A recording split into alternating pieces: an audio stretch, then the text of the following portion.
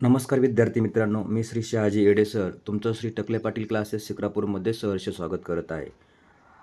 आज आपण इयत्ता 7वी स्कॉलरशिप उच्च प्राथमिक शिष्यवृत्ती परीक्षा विषय गणित नवनीत या पुस्तकातील घटक क्रमांक 3 परिमिती, त्याच्यातील उपघटक 16 वर्तुळ याच्यावर आधारित काही प्रश्न आपण या ठिकाणी अभ्यासणार आहोत.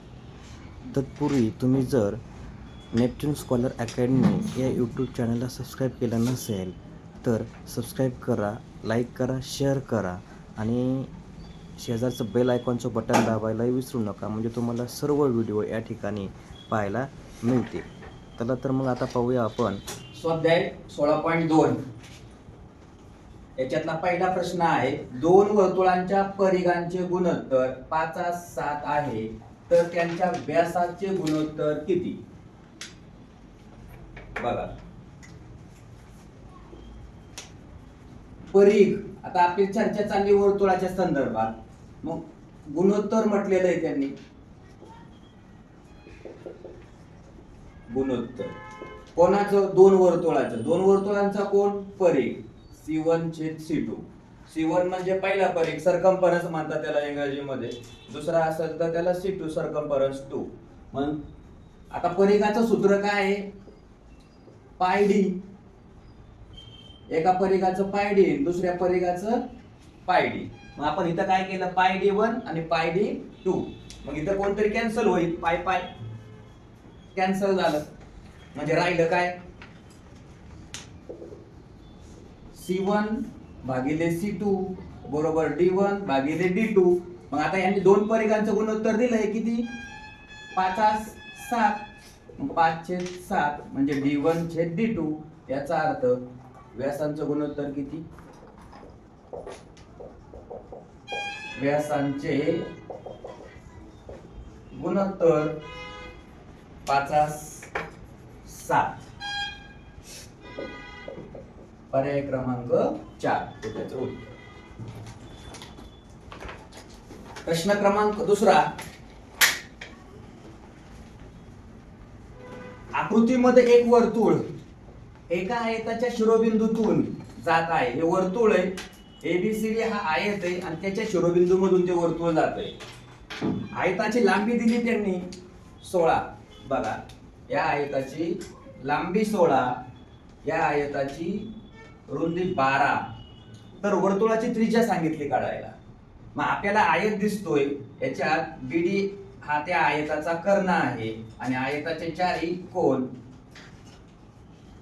समान असतात. एक कोण 90 असतो. मग आता आपल्याला अगोदर काय करता येईल? BD काढून घेता येईल. मग BD कशी काढायची? बघा, इथं तुम्हाला काटकोन त्रिकोण तयार झालाय. इथंही तुम्हाला पायथागोरसचं ट्रिपलेट वापरता येऊ शकतं. 16, 12, 20 काय येईल? डायरेक्ट 16, 12, 20. बघा, मग इथं 16चा वर्ग वजा 12चा वर्ग. आता हे कसं घेतलं? त्यासाठी मी अगोदर काय करतो? हा आयत आहे ABCD. कोण आहे? आयत. त्रिकोण तयार झाला ABD. कुठला झाला? काटकोन त्रिकोण. याच्यात BD काय झाला? कर्ण. लगेच कटून घेतलं तर समजण्यासाठी. आता याच्यात AD काय आहे? 16. नंतर AD 16. AB घेऊया आपण. ABD घेतलाय तर AB किती आहे? 12. आता BD काढायचा आहे आपल्याला. BD मग BD याच्यात काय झाला? काटकोन त्रिकोणात कर्ण होतोय. मग डायरेक्ट काय करा? बघा, याची किंमत काढायची आपल्याला. 16चा वर्ग किती झाला? 256. 12चा वर्ग किती झाला? 144. म्हणजे ही याची 12 किंमत आहे. कर्ण काढायचा आहे. कर्णाचा वर्ग हा उरलेल्या दोन बाजूंच्या वर्गांच्या बेरजे एवढा असतो, हे माहिती आहे आपल्याला. या दोघांची काय करायची आता? बेरीज. किती झाली बघा? बेरीज केली तर 6 आणि 4 10, चला 1 5 आणि 4 9 आणि 1 10, चला 1 400. म्हणजे कोणाचं भेटले माहिती का? 400. BDच्या वर्गाबरोबर 400. दोन्ही बाजूचं जर वर्गमूळ घेतलं तर BD बरोबर किती भेटलं? 20. हा कोण भेटला? कर्ण. आता हा कर्ण म्हणजे काय झाला? त्या वर्तुळाचा व्यास. कर्ण म्हणजे काय झाला? व्यास. व्यास म्हणजे कोण? डी. डी बरोबर बीडी बरोबर व्यास. आपल्याला विचारले त्रिज्या, मग त्रिज्या कशी असते? d/2 म्हणजे 20/2 याचा अर्थ 10 सेंटीमीटर, म्हणजे पर्याय क्रमांक 2 हे त्याचं उत्तर. कळलं? आणि डायरेक्ट ऑर सहित म्हटलं म्हणजे याला ऑर, तर आपल्याला हे माहिती आहे 16 12 20. 16 12 20 आणि 20 ही काय असते कर्णामध्ये? त्रिकोणामध्ये सगळ्यात मोठी बाजू असते. आणि वर्तुळाचा विचार केला तर काय झाला तो? व्यास. म्हणजे डी बरोबर व्यास आणि मग आर बरोबर डायरेक्ट 20/2 म्हणजे 10. म्हणजे त्रिज्या बरोबर किती? 10. हे पण दोन्ही पद्धती.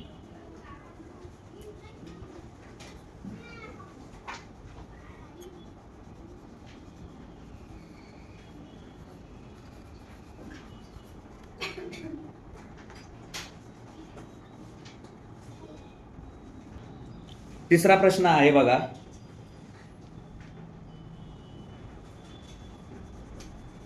पी केंद्रबिंदू असलेल्या वर्तुळाच्या व्यास MN वर बिंदू T असा आहे की TN बरोबर 9.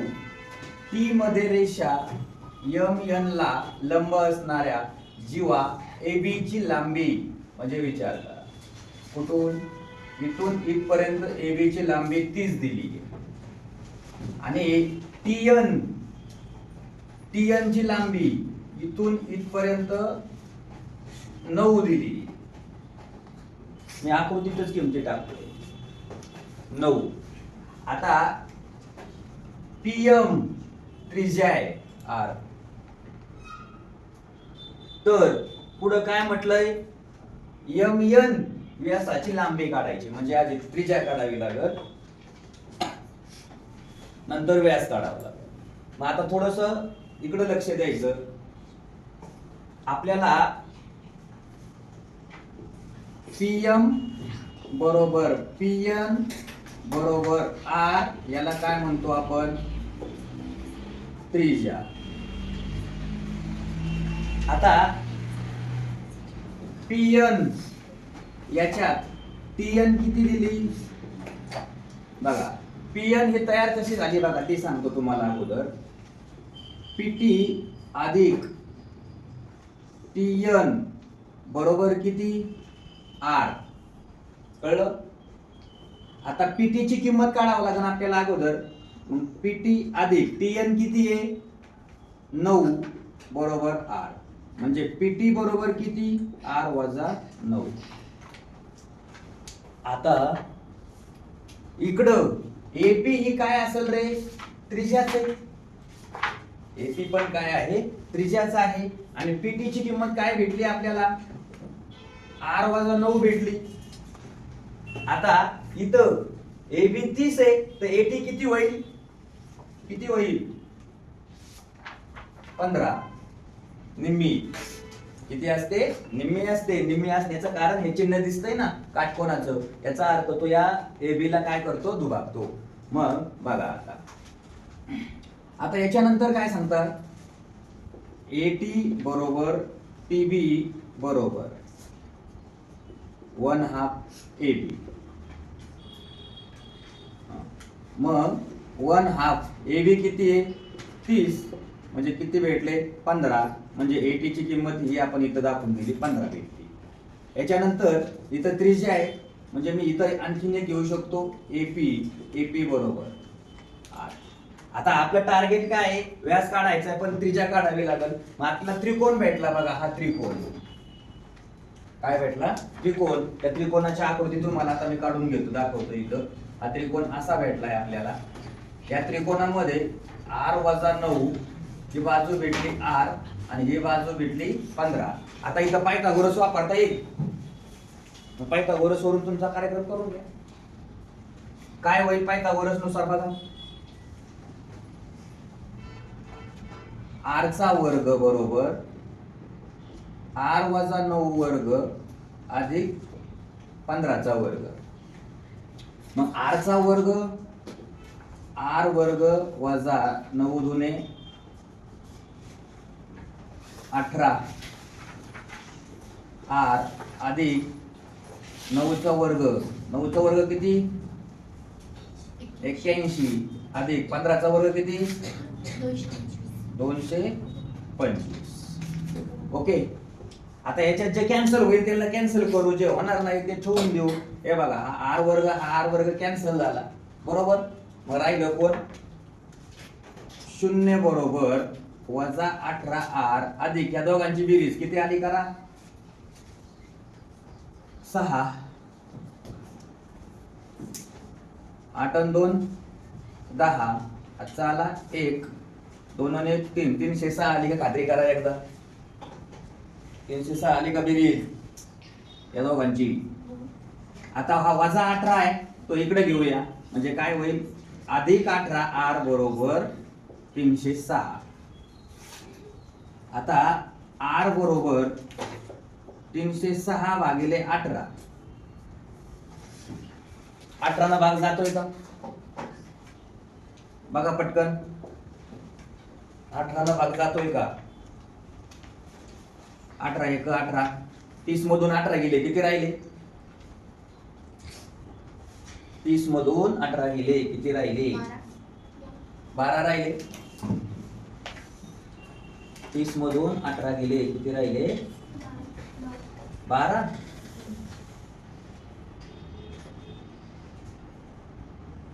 नीट खात्री करा.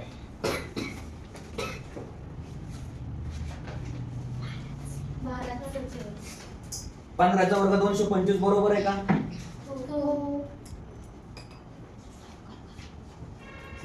मग आता बघा 306 12. आता याच्यात किती भेटलं उत्तर r बरोबर 12. आपल्याला काय काढायचं होतं त्रिज्या बरोबर. r ची किंमत भेटली मग तुम्हाला त्रिज्या भेटून गेली. आता आपल्याला काय r ची किंमत जर याच्यात ठेवली तर किती आली त्रिज्या. r ची किंमत काढली आपण डायरेक्ट 12. आता व्यासाची लांबी विचारलेली आहे. व्यासाची लांबी d बरोबर किती रे 2r 2 गुणुले 12 म्हणजे 12 दुने किती 24. पर्यायात आहे का 24 नाहीये. पर्यायात तुमच्या काय आहे 34 आहे. पर्यायात काय आहे तुमच्या 34 आहे. म्हणजे कदाचित इथला पर्याय चुकलेला असू शकतो. इथं किती असू शकतो 24 असू शकतो. कळलं. हे झालं याचं उत्तर. आता प्रश्न 4. वर्तुळामध्ये त्रिज्या एवढ्या लांबीच्या जीवेचे वर्तुळ केंद्रापासून अंतर त्रिज्येच्या कितीपट असेल. म्हणजे वर्तुळामध्ये त्रिज्या एवढ्या लांबीचे. आता आपण असं गृहीत धरूया हे वर्तुळ आहे. वर्तुळाचा केंद्रबिंदू ही त्याची त्रिज्या आणि हा जीवा ही त्रिज्या आणि यांनी म्हटले काय वर्तुळ केंद्रापासून अंतर हे अंतर हे त्रिज्येच्या किती पट आहे असं काढायचं. मग ही वर्तुळाची त्रिज्या झाली r आणि जीवा दोघी कशी आहे समान आहे त्यांचं म्हणणं. आता वर्तुळाची त्रिज्या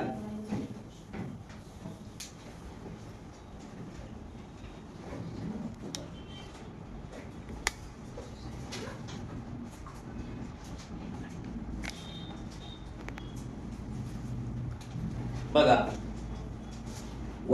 दिलेल्या अटीनुसार वर्तुळामध्ये त्रिज्या एवढ्या लांबीच्या जीवाची त्रिज्या एवढी लांबीची जीवा बघा. म्हणजे आपल्याला काय करावं लागेल त्रिज्या आणि जीवाला आपण काय म्हणतो डी म्हणू. दोन्ही समानच आहे. बर त्रिज्येच्या किती पट आहे म्हणजे हे अंतर त्रिज्येच्या किती पट आहे हे असा त्यांचा काय आहे प्रश्न आहे. डायरेक्ट अंतर काढण्यासाठी इथं तुम्हाला सूत्र देऊन टाकतो.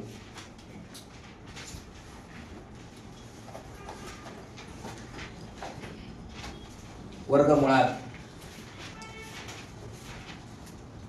r चा वर्ग वजा d/2 कंसाचा वर्ग. आणि इथं r बरोबर काय म्हटलं हे सूत्र आहे. r बरोबर काय d किंमत टाकून देऊ त्याच्यामध्ये किंवा d बरोबर r एखादं कुठलं तरी घेऊया आपण. वर्गमुळात r चा वर्ग छेद आधी किंमत टाकतो आधी काय केलं, किंमत टाकली आहे. आता कॅल्क्युलेशन करूया आपण. बरोबर, वर्गमुळात आर वर्ग वजा आर चा वर्ग छेद 4 बरोबर वर्गमुळात 4r चा वर्ग वजा आर वर्ग छेद किती 4 बरोबर वर्गमुळात 3r चा वर्ग छेद किती 4. वर्गमूळ घेतलं तर उत्तर किती आलं, 3 वर्गमुळात 3 छेद 2 वर्गमुळात 3 छेद 2 r. हे आर मी याच्या मागे लिहितो. याचा अर्थ अंतर बघा, इथं म्हटलंय अंतर त्रिज्येच्या किती पट आहे बघा, अंतर त्रिज्येच्या वर्गमुळात 3/2 पट आहे. तर त्याचं उत्तर म्हणजे पर्याय क्रमांक किती 1. पहिला हा त्याचा पर्याय आपल्याला या ठिकाणी पाहायला मिळतो.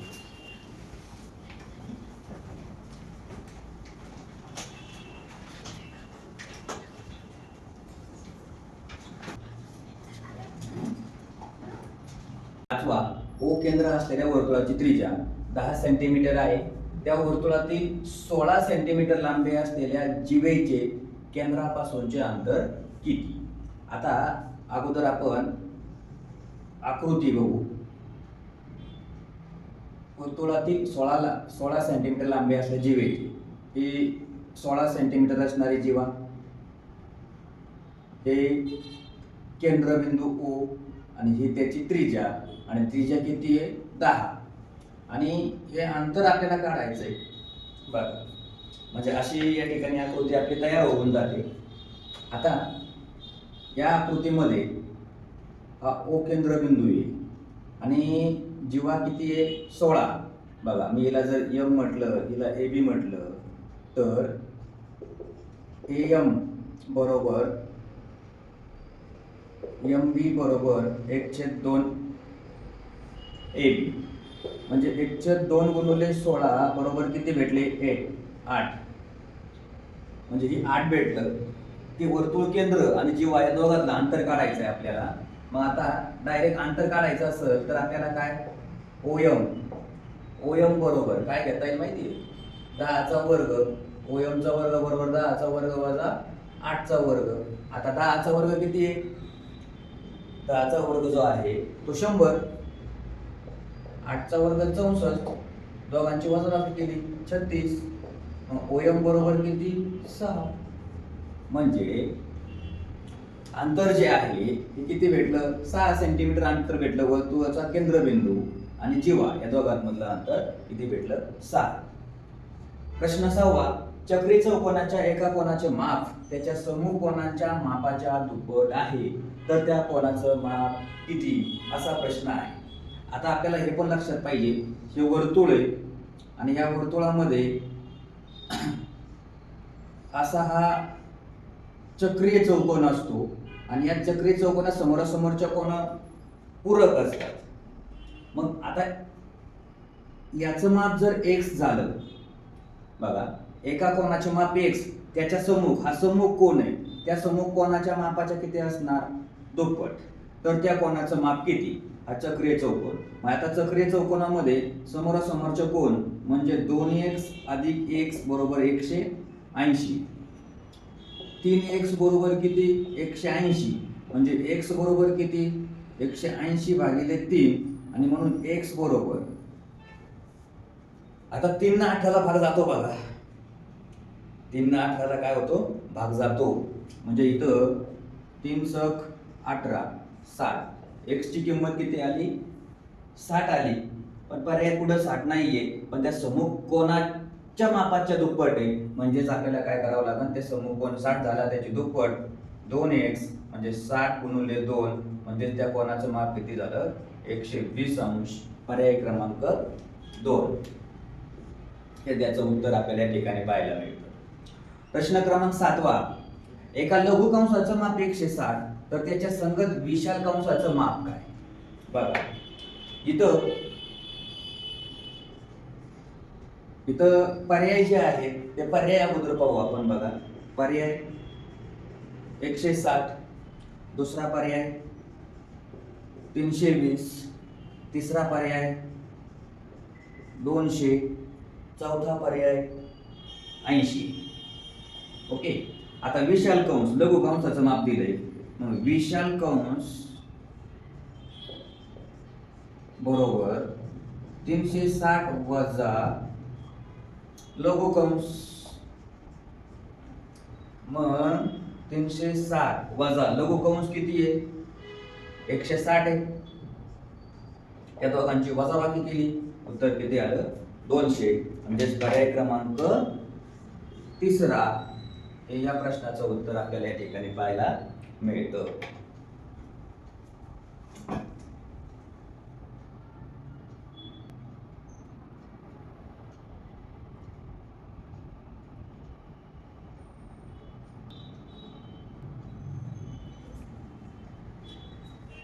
प्रश्न क्रमांक 8.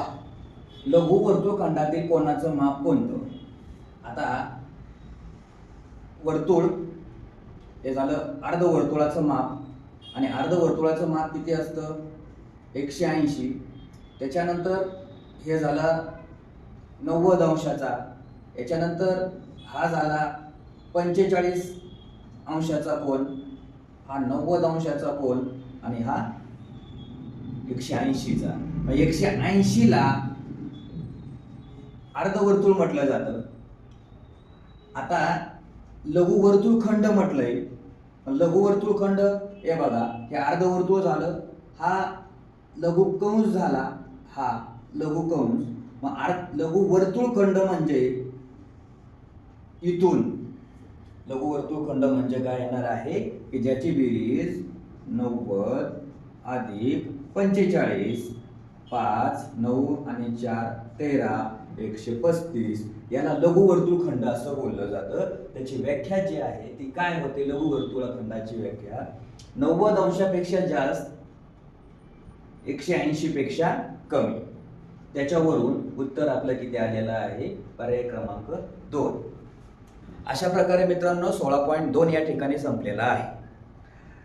आता असे जर व्हिडिओ तुम्हाला रेकॉर्डेड स्वरूपामध्ये पाहिजे असतील तर Neptune scholar academy by Shahaji Ade sir या यूट्यूब चॅनलला सबस्क्राईब करा, लाईक करा, शेअर करा. त्याचबरोबर शेजारचं बेल आयकॉनचं बटन दाबायलाही विसरू नका. तसेच आपल्यासाठी एक सूचना अशी आहे की इयत्ता 4थी स्कॉलरशिप परीक्षा, इयत्ता 5वी नवोदय परीक्षा, त्याचबरोबर इयत्ता 7वी स्कॉलरशिप परीक्षा आणि इयत्ता 8वी NMMS परीक्षा आणि इयत्ता 10वी SSC बोर्ड परीक्षा या संदर्भातले समर बॅचेसचे क्लास आपल्या श्री टकले पाटील क्लासेस चक्रापूरमध्ये लवकरच चालू होणार आहे. या क्लासला जॉईन व्हायचं असेल तर खाली दिलेला संपर्क क्रमांक 80 10 88 52 66 या क्रमांकावरती संपर्क साधून आजच आपला प्रवेश निश्चित करायला विसरू नका. आणि ज्या विद्यार्थ्यांना रेकॉर्डेड स्वरूपामध्ये लेक्चर हवे असतील त्यांनी Neptune scholar academy by Shahaji Ade sir या यूट्यूब चॅनलला सबस्क्राईब करा आणि शेजारचं बेल आयकॉनचं बटनही दाबायला विसरू नका. आणि